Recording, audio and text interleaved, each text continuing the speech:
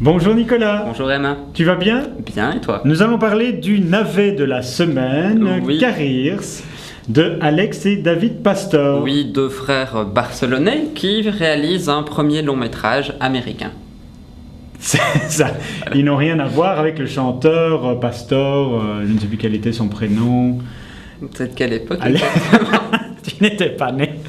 D'accord. Alors, pourquoi est-ce que ce premier film n'est pas une grande réussite? C'est un film de genre qui se construit plus comme un thriller. Un film de genre, ça veut dire un film d'horreur? Un film d'horreur, oui. Enfin, Oui. en même temps, le genre peut définir d'autres choses, mais basiquement, quand on dit film de genre, Ça c'est veut un dire film d'horreur. oui. Donc, c'est un film d'horreur qui, quelque part, fonctionne bien parce qu'il crée une réelle dynamique de tension. Oui. Et il joue sur les canons vraiment esthétiques du genre. Il repose un peu sur les canons du genre au niveau esthétique, principalement au travers de la musique, mais aussi dans l'écriture où le spectateur en sait plus en fait que les différents protagonistes. Donc il sait déjà, il peut anticiper en fait l'horreur et le malaise qui va prendre place. Et donc, du coup, ça ne fonctionne pas s'il sait. Si, ça fonctionne, ça mais ce qui ne fonctionne. fonctionne plus sont alors toutes les bulles scénaristiques sur le côté, avec les romances, avec les petites pauses.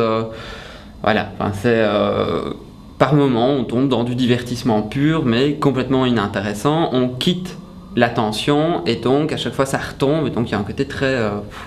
Est-ce que c'est pire qu'un film de genre, de série B, comme on en voit beaucoup, mais qui, pour finir, deviennent très très drôles et subtils? Ça n'a rien à voir. La série B comme la série Z ont un vrai intérêt par le côté pastiche même de la manière dont le film est fait.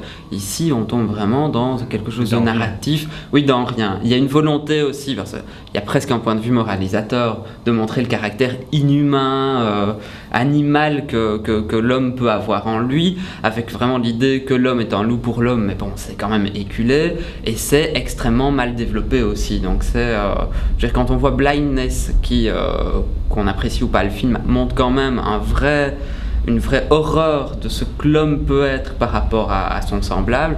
Ici, on est dans un truc très superficiel et purement démonstratif. Merci Nicolas. De rien, Emma.